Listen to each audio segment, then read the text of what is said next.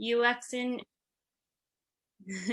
how I got into UX and graphic design was actually through joining student initiatives and student clubs like this one.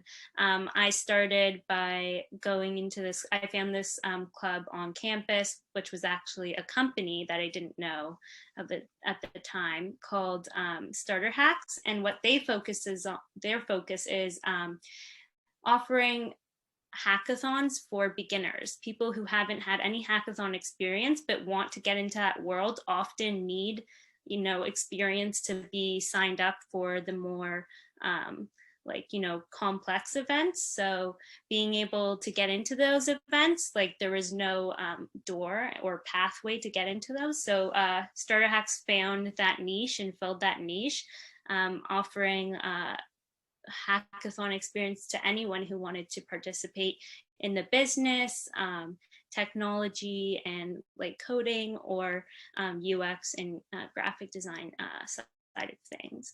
So I started off there as a designer, and then it's a small company, so I worked my way up quickly. In the next year, I became a lead designer, worked on things like the website, launching that, and product design such as t-shirts, name tags. And then once I was able to have that experience under my belt, I started freelancing. So there was a company in LA that's a international dance company called I'm a Beast. And I worked with them creating t-shirts for them. And those t-shirts land up selling out worldwide, internationally, to millions of customers around the world. It ended up being the best seller for 2 weeks, I think. And then, so I worked with them and then kind of worked my way back into building my corporate experience. In 2018, no, it was 2019, I was hired at RBC as a graphic and UX design intern.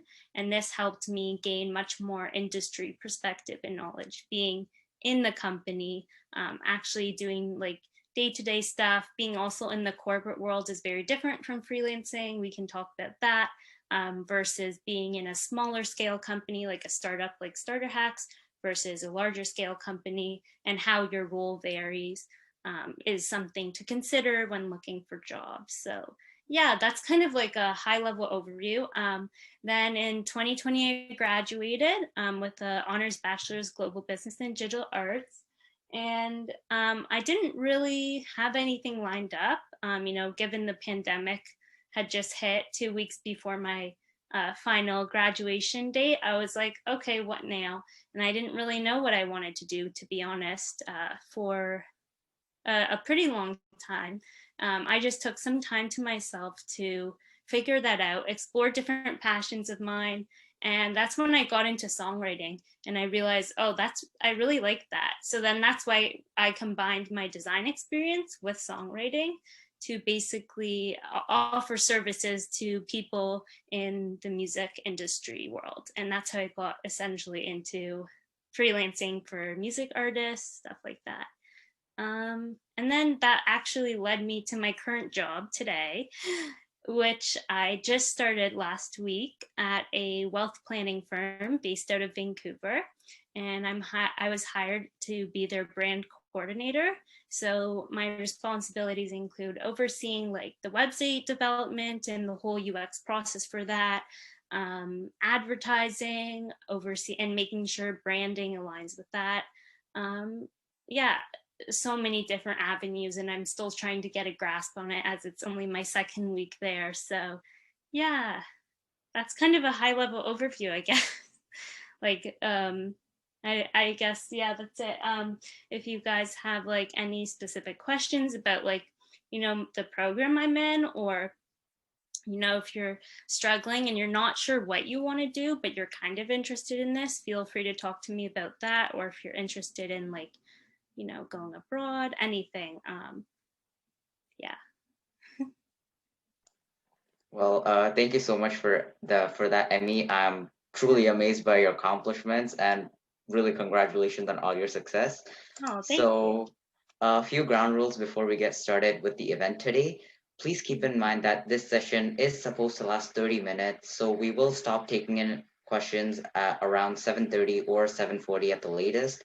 And also, not all questions may be answered because our host will be answering your questions based on her own unique experiences. And you may all start putting in your questions in the chat and we can get started.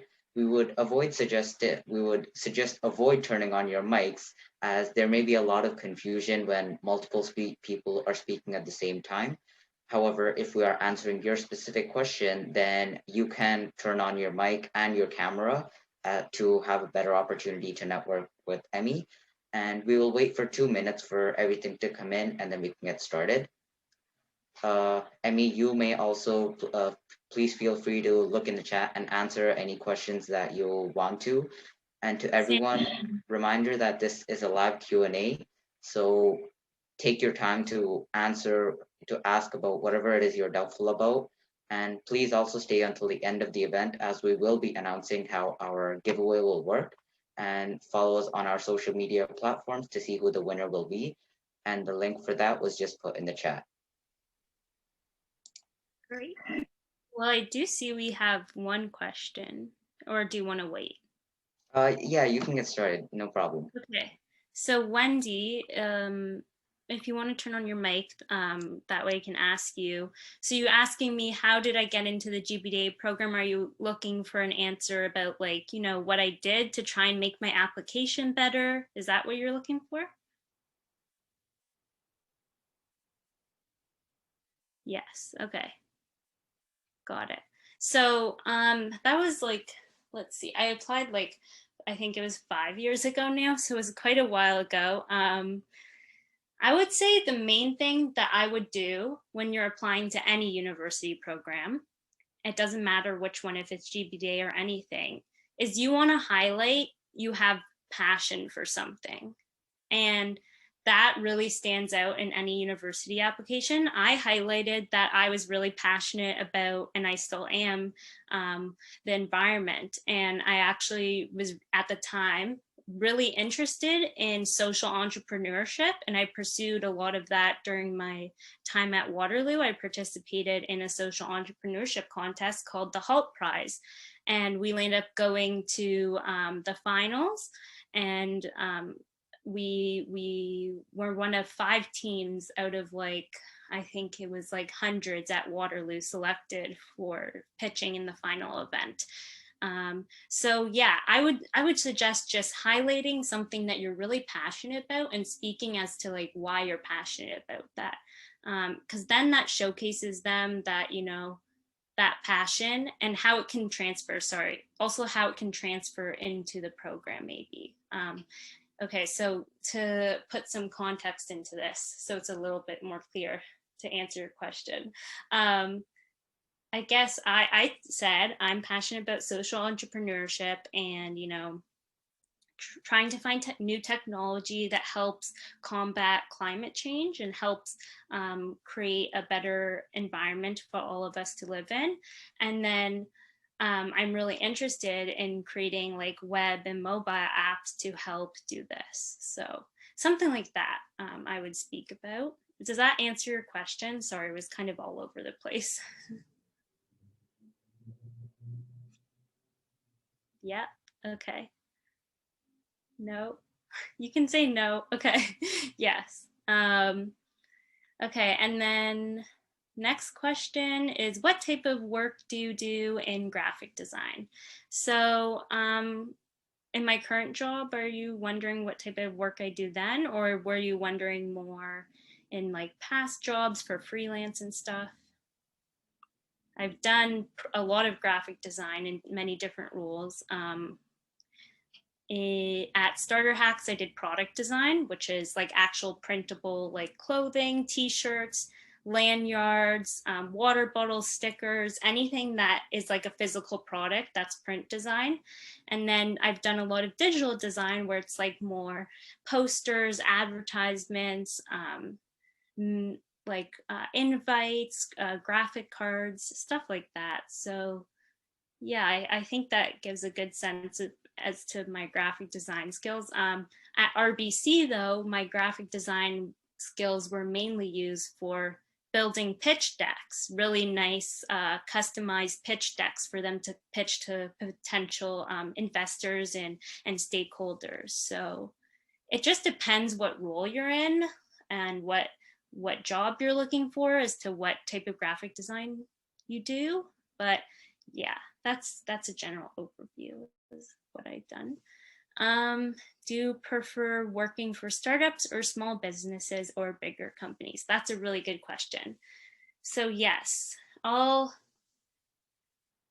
still getting a sense of that, to be honest, myself. I've worked in a startup before with Starter Hacks. I've worked in, freelance, doing my own thing, and then bigger companies, RBC, and then now I'm in a medium-sized company.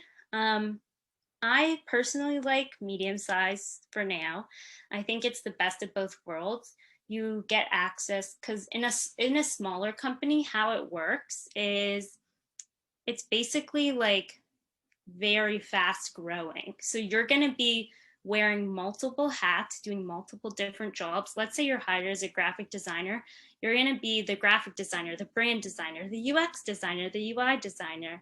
You're going to be doing all the design stuff. And then you might even be doing video stuff. You might even be doing video production and editing, stuff like that.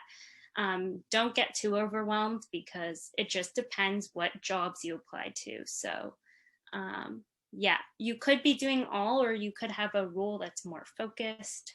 But essentially, these are the pros and cons. Smaller companies, you get to grow more. You get to wear multiple hats at once, dabble around in multiple different things. So if you're not sure exactly what you like, maybe that's a better place to start. Bigger companies like RBC, like any of the banks or tech companies even, it's much more hierarchy based, and your job is much more focused. So you won't have as much creative growth, let's say, and opportunity there. Sometimes your creative growth gets restricted in a bigger company. And I think where I am at now in a medium-sized company, I really like it because I have the best of both worlds.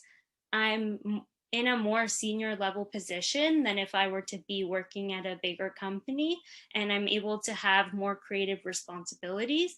But there is a lot of work. You wear multiple like hats, as I said. So if you don't like that, if you don't like being in charge of more than one thing, and you like just focusing on one thing at a time, I mean, I think a bigger company would suit you better, but it just depends on what you prefer. I prefer like mid-size right now.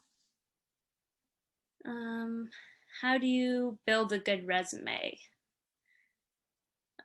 Okay, so I think building a good resume is all about standing out. It's not necessarily about what you have on your resume, it's about how you present it. So I was a dance instructor and a camp counselor before I went to university and had any job opportunities or experience in design. And I used that and worded that and leveraged those experiences, those soft skills and the technical skills I learned in those jobs. I was able to like write little notes about them and make, like, for example, I was a leader at a camp. So I said, yeah, I said like something like, well, trying to recall my old resume is hard. Maybe I shouldn't do that. But yeah, it's just speaking to the skills that you developed in that role and how, and you can even just Google like what are soft skills and what are hard skills, or what are technical versus what's it called, professional versus personal skills. I think that's what it's called. So just Google the difference and then look at examples. That's how I built my resume. And the other thing I would suggest, especially if you want to go into design, is if you're applying to companies, everyone's resume typically looks the same. It's boring. It doesn't stand out. It's typical Word document. if you're a designer or you want to go into design, you're probably going to want to make your resume stand out, have your own branding, own color scheme. That again, that doesn't have to be for your first resume. You guys are just starting out. So I would suggest using templates on Canva, or also using templates. I'm sure they have a bunch on, like, if you just Google, but yeah, that's where I started out and it really helped me. Is guest going on to the next question? What are the most essential skills in your daily life as a UX designer? Good question. First thing I would say is having empathy, and being able to empathize with the users. I think that's the biggest skill, because without that, you really don't know what your users are going through and what they're feeling. Also, being really good at observing and listening. That's the biggest skill you can have as a UX designer. A lot of your time is spent doing user testing and interviews to trying to figure out what their actual problem is. You don't know what the problem is until you run it through with them on the app, and then they show you. So yeah, I would say those are two big skills that are really good for a UX designer. If you want more examples, I can try think of later. Just message in the chat.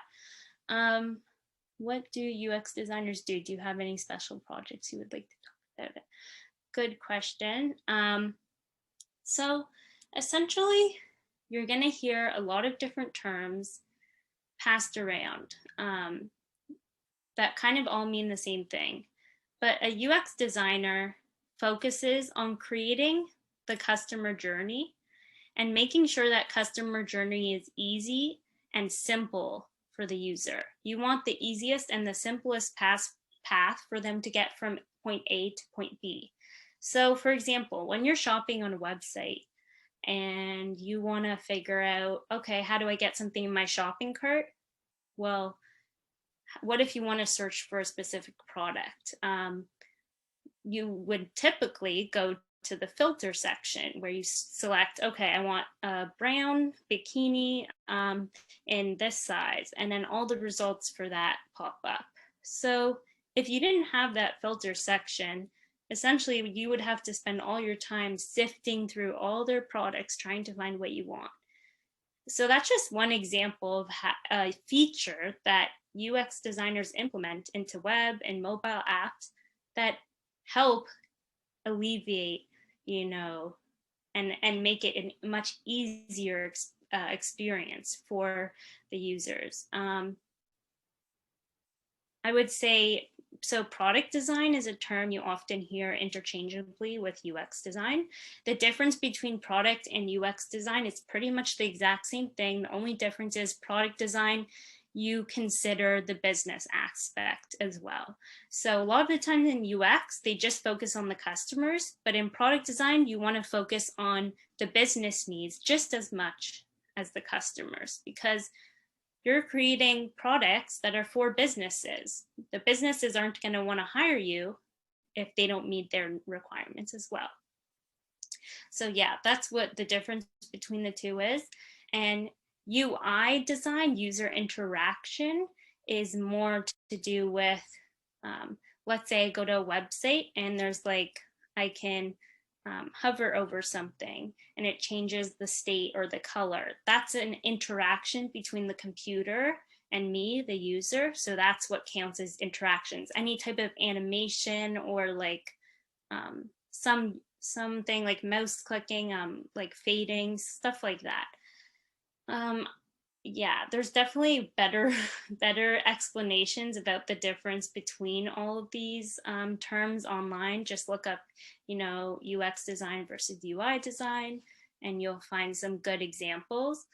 But yeah, that's generally my understanding of it. And yeah, in terms of special projects that I'd like to talk about, at Waterloo, I worked on for my final year. So for our capstone project, each term we got to develop from like scratch a product related to a challenge that they would give us, or product or service, and it had to be a web or mobile app.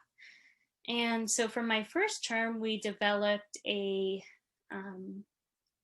web solution for gig workers. So people who work in the gig sharing economy, that's Uber drivers, Uber Eats drivers, skip the dishes, anyone like that. A lot of the times they don't have insurance. They don't have income smoothing, which is basically means like they don't get stable paychecks. So a lot of their paychecks is they live from paycheck to paycheck rather than being able to save and have like savings for a rainy day. A lot of the times they also don't get benefits and stuff if they work, for Uber full time. So we created a catch-all service that basically provided those three needs, which we found during our research, which was income smoothing, long-term savings, and insurance for gig workers. And that was like a gap in the market that really needed filling. And that was a fulfilling project I worked on because it felt like we were helping, a really much needed cause and purpose. That's the thing that I like about UX design and why it's similar to social entrepreneurship is a lot of the time you can weave in like social entrepreneurship causes into UX design and solve those like global, like, world problems and issues like lack of water, lack of education, something like that, like with the sustainable development goals with UX design. So I like it because I would say engineers and stuff like, let me start off by saying this. I wanted to go into engineering, but I suck at math and science.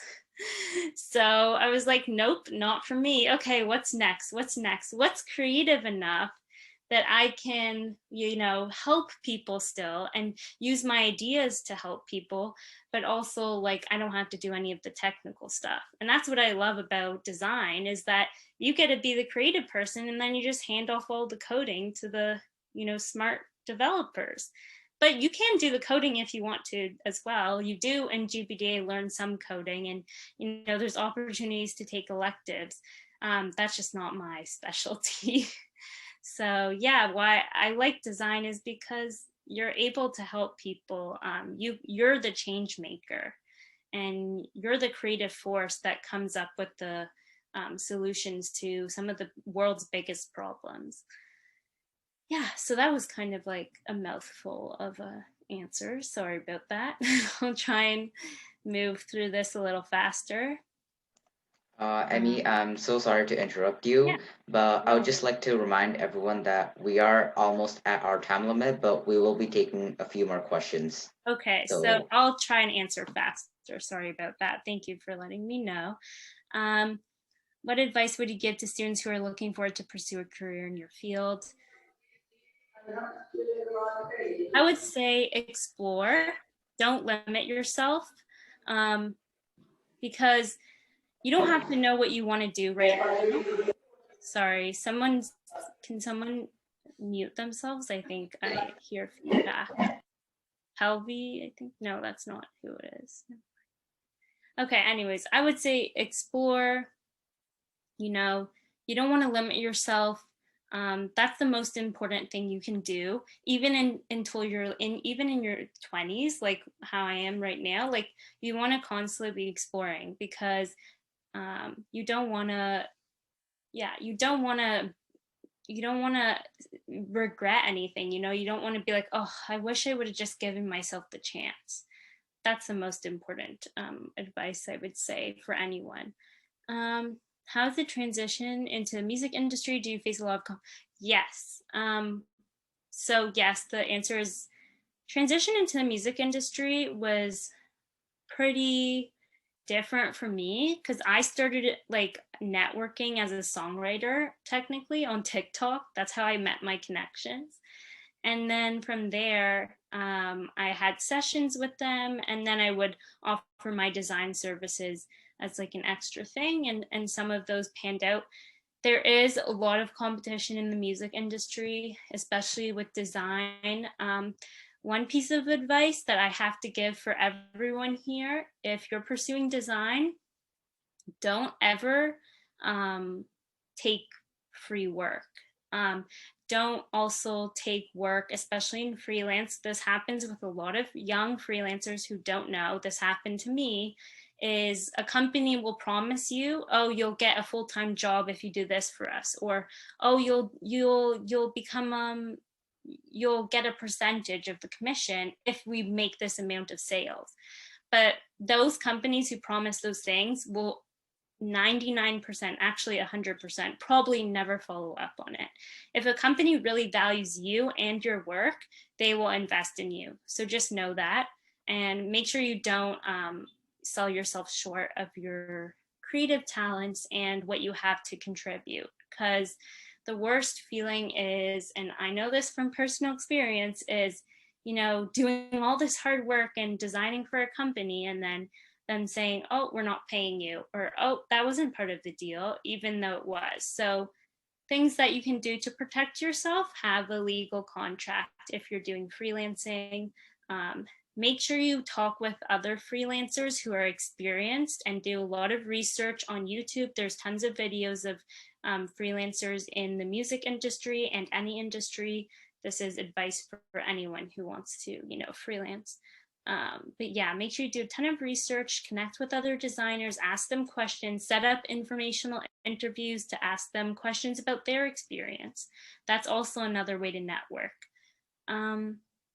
Yeah, so that's, it was, yes, there is a lot of competition in the music industry, but if you really want it, you're gonna go for it.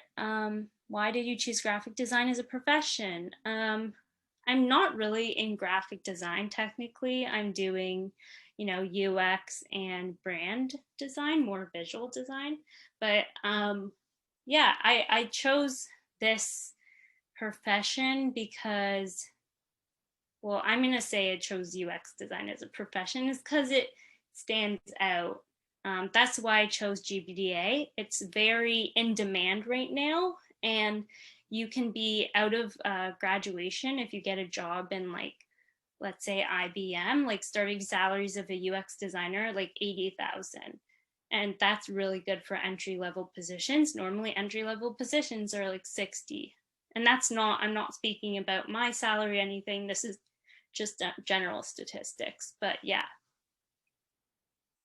And then versus graphic design, I would say you would start more at like a 60,000 salary, or maybe even less, sometimes 50 or 40. So having that experience from GBA in graphic design, all the digital arts, video production, editing, UX design, UI design, the business side and the technology side, it kind of made me like a unicorn. Like all the companies, like I had all the three overarching skills, and all the companies like, gravitate towards that. So yeah, that's why I guess GBDA was such a good program, and it was so unique. So how has the pandemic affected your job, and how are you hired for a project? So, okay, I'll speak to this quickly.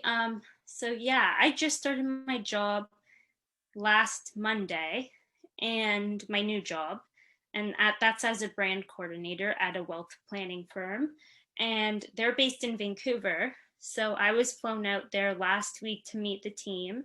And I was, to be honest, nervous. I haven't like flown since the pandemic and everything. So it was a different experience. But then once I got there and meeting everyone, it was such a good, time. And like just meeting everyone face to face, I think made all the difference rather than meeting people on Zoom.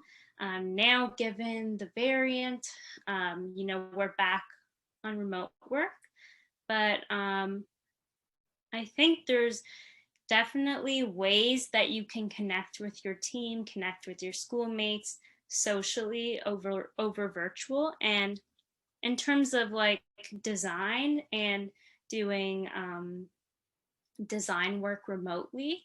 That was definitely a challenge that my team and I had to figure out. But then I've used, if you guys have heard of Figma, it's basically like Google Docs, but for the design community. So you can like see people editing in real time and everything. And yeah, so we use that to basically collaborate with each other and in real time. So that way it's like much easier to collaborate remotely rather than, me taking forever to upload a huge Illustrator file or something for a review for my team to see. So yeah, still navigating that for sure, but definitely has had some impacts here and there. And then how are you hired for a project?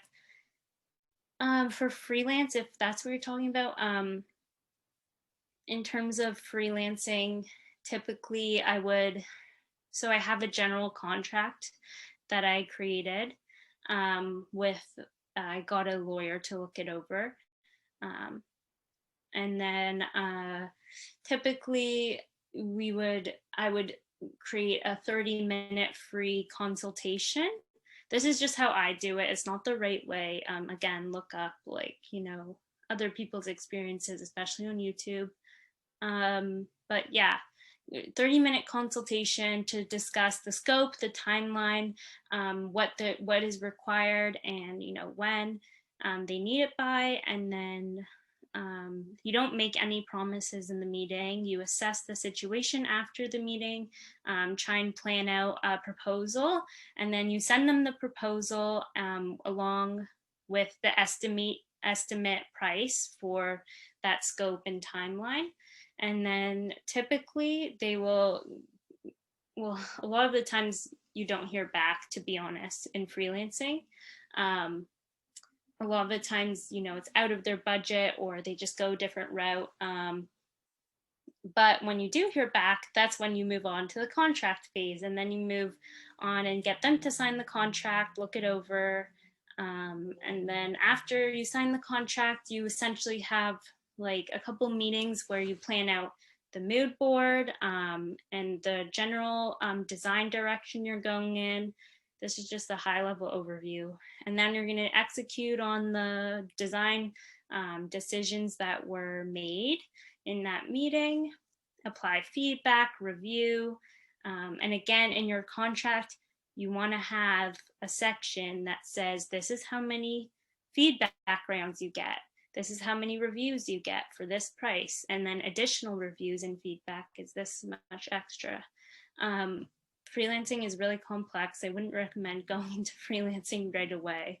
I'd recommend starting out in on campus, like joining clubs, trying to like meet as many people as you can and see where you can help with design work, where you can get into that.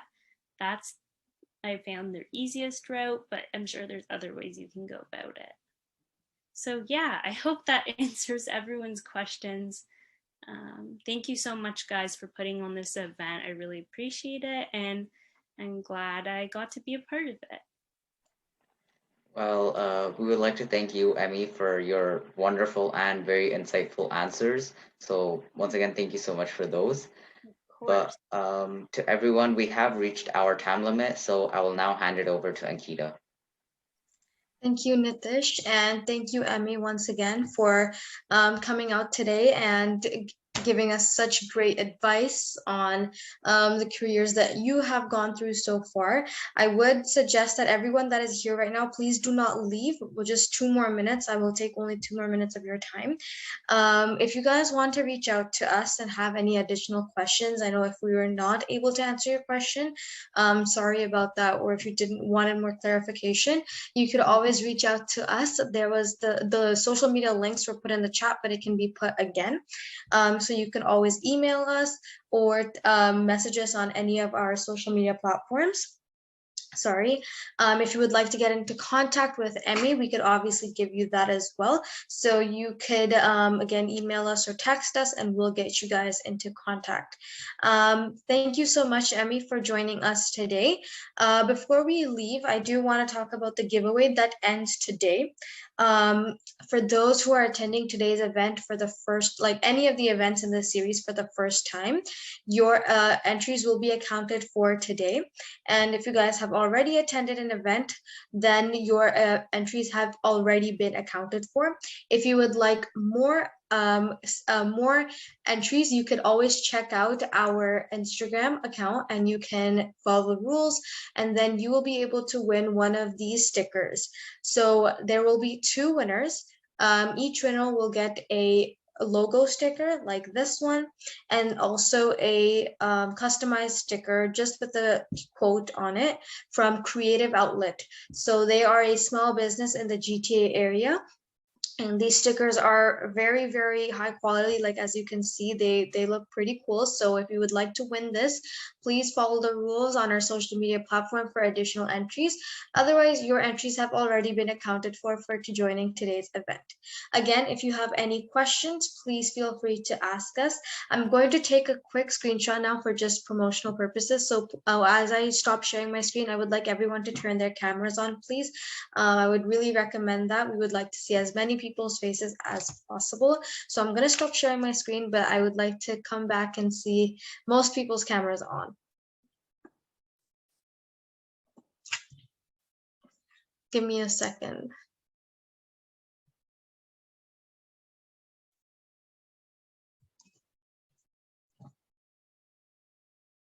Okay, no cameras. Can we get just one or two more people's cameras to be on? Come on, everyone. Don't be shy. I know some people left. Yeah. It's fine. Okay, yay, great. All right, everyone, I'm going to take the screenshot now. 3, 2, 1. Okay, thank you everyone for joining. Today was unfortunately our last event of the Career Expo series, but I'm very glad that we ended off with an amazing panelist. Navrupam just put an audience feedback form in the chat. So it only takes 30 seconds to fill out. We just want to know how we can improve on our next events. So please take the time to fill that out. Again, I'm so glad that you guys joined today. We will be, having more of these kind of events. Everyone liked the series that we did last time and this time, and we will continue to do so in the next year. We'll bring bigger things, bigger opportunities for everyone, and hopefully we'll see you guys again. There will definitely be more giveaways as well. So thank you everyone for joining today, and thank you, Emmy, so much for your wonderful and insightful advice on the career of design and brand management, and I'm so glad that you came today. If you could just stay back for 2 minutes once everyone leaves, that would be amazing. Yeah. Other than that, thank you everyone for joining today. Merry Christmas and a Happy New Year to everyone.